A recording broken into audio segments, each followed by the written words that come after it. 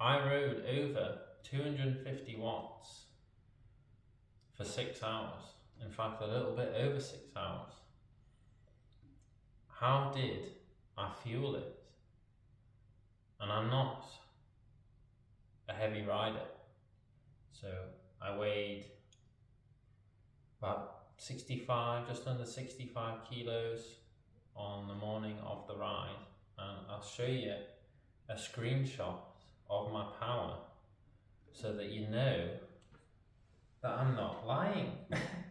And I'll tell you exactly how I fueled not to get the bonk. Okay, so here's a screenshot of my power. So over 250 watts at 3.55 watts per kilo. Maybe I'm a bit lighter, so it's probably more like 3.6, 3.7. And yeah, these are the stats. So I think I was on a good day. I think I was feeling pretty good. And I say I'll have other videos on, my training, what I do for training. So like and subscribe for that. Not to miss that. Now, how did I fuel to put down the watts? And as I say, I'm not a super heavy rider, so I think that's pretty respectable, isn't it? So I'll break it down into breakfast, what I had for breakfast, what I had on the bike, and I suppose what I had afterwards as well, for quickly just to say what I had to recover. So for breakfast, first thing, had some water, about 500 milliliters of water. I always like to start like that. And then for breakfast, I had rice, white rice, with some, I like to make a tomato sauce. I keep saying that if you've someone who watches my videos regularly, you'll notice I say the same things because it works. So I've managed to work out, for me, trial and error, what works and what doesn't work. So I've made the mistakes, I've learned from them, and hopefully now you can as well. So got a bag of white rice here, and I had about 150 grams or so of dry weight, so more like 400 to 500 grams of white rice in the morning, cooked white rice with the tomato sauce. I had some orange juice, and I think I've run out for now, but I also had a can of canned mango as well, which, trying to remember how much that weighs. That's a good few hundred grams, 300-400 grams, so it's about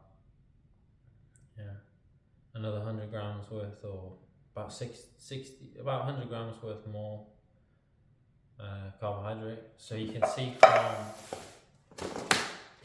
the bag there, look at the carbohydrates. So it's about 84 grams of carbohydrate per 100 grams, and then another 100 grams of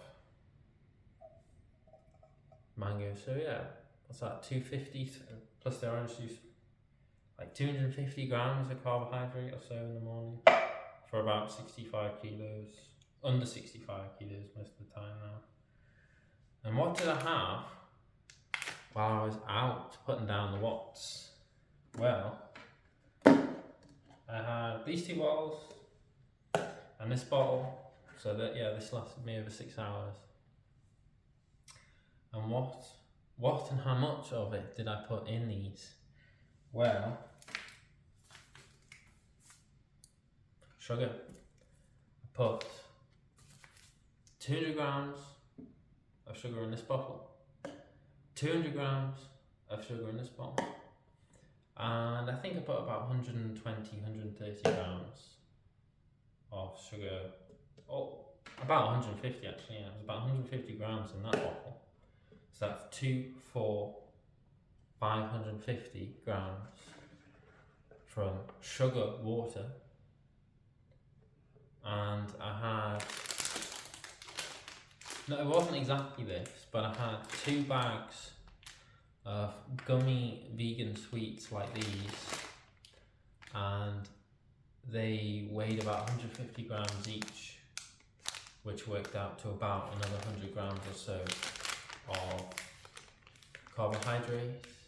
And I suppose, not to get confused, it gets confusing, I suppose, if you say sugars and carbohydrates. Well, all carbohydrates are sugars because, you know, when they break down, they release the glucose, which you're looking for. So, yeah. Sugar, table sugar is just, you know, 100 grams of table sugar is 100 grams of sugar. And then when it says 84 grams of carbohydrates, for example, for the rice, that will break down into sugar. But I suppose if we just say carbohydrates, you know, I'm meaning sugar, but not to get confused. It can get a bit confusing because on the breakdowns it says on the back carbohydrate of which sugars. They're referring to, perhaps, if you haven't heard of it, sucrose. So that's what this is. So that's glucose and fructose. And this is long chains of glucose molecules in the rice. But anyway, that's for another video. But that means that was 550, 650, about 750 grams perhaps. About 750 grams of sugar.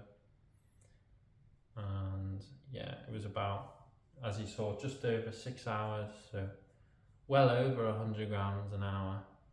My maths has never been my strong suit, but yeah, that's well over 100 grams of sugar an hour. And I never get the bonk while I feel like this.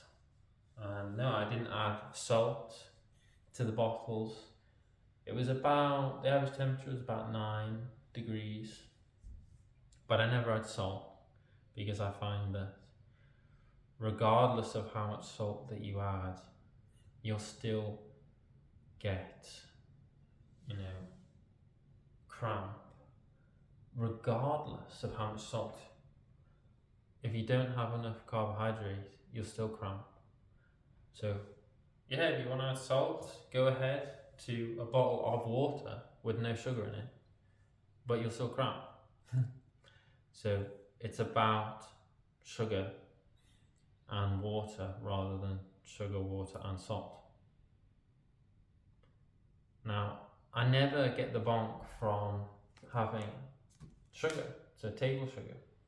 You might have been told from people who supposedly they have, well, real life experience that they've had sugar and it's made them bonk, or actually having sugar makes you run out of energy or some strange sugar crash, or that's just because they haven't had enough and they've potentially had a food that they think is very sugary, like a donut, which actually doesn't have that much sugar in it.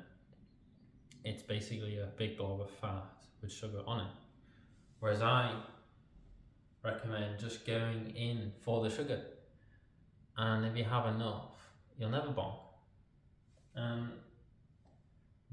250 watts for about 64 and a half, 65 kilos. It clearly works. And yeah, if you say you're a heavy rider, I'm having that much sugar. What's that? About 120 grams or so, is it? You know, if you want, just scale it up. So if you want 130 grams or 140 grams or 150 grams, or if you want 200 grams of sugar an hour, then go for it.